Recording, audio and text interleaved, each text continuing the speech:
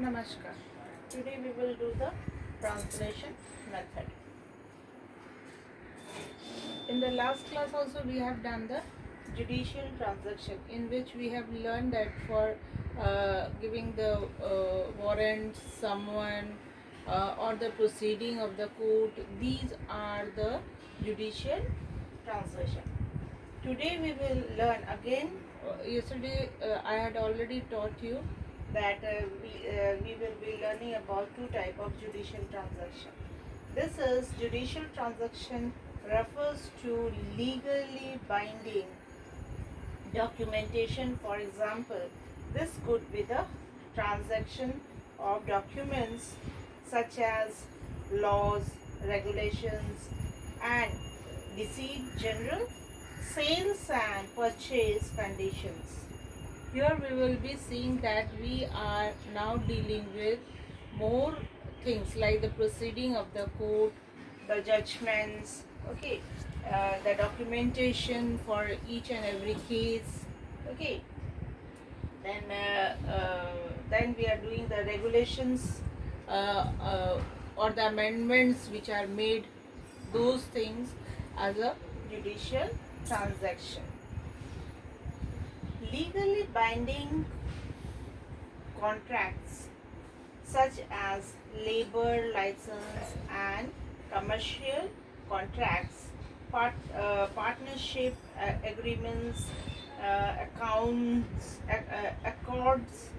then protocols and uh, conventions, internal regulations, insurance policies, and bail assurance, among others. The judicial transaction must have a solid legal background in adding to their uh, linguistic training. Means here we are learning completely of law and its rules, regulations, their documentations, everything. Means here the labor license is given by the court. Then simple license we also get from the, like the driving license and all that we get from the court. Then commercial contracts. Okay. Then any partnership agreements are also done in the court, or you are doing any agreements. Here partnership means every aspects, means maybe in the office, maybe in the for the houses, or even for any industries. These agreements are done through court. Then accords, all these things like the protocols and conventions, these all are done through the court. Okay.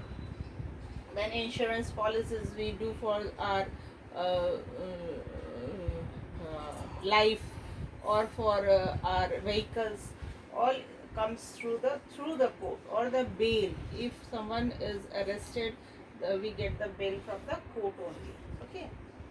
And these all we say that these are the solid backgrounds of the judicial transaction. Now comes the certified transactions. A certified translator or short translation may use their signature to authenticate official transactions. These are usually documents which requires legal validations and are thus referred to as certificate or shown. Means when we certified something, the certification is done from the court. Suppose I am selling a car or my house, so then I need a certification that this is authorized for this person. So we get the authorized certification from the court only, or we certified it through any process, not only through the court. We certify it. Suppose I am certifying, the organization here is dealing. Suppose you are passing out from the college. So what we did, we give you the certificate of merit and the certificate from the college that yes, this student has passed with this much percentage from our college. So that certification is also a form of translation, because in this type of certification, what we do, we don't use the court language, or we don't use some other language. We have some specific language for certification, and we do write it there in that form only. Okay. And usually documents which requires legal validation, this is legally validated, because suppose you are getting a job in a government sector or in a private sector. Government sector it is compulsory, in a private sector it depends upon the organization.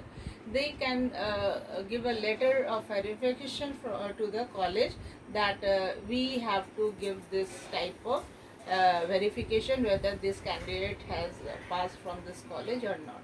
So that is also a certification which is legally done. Okay, let it be this much. Only one point is left. We will do it in the next class. Thank you.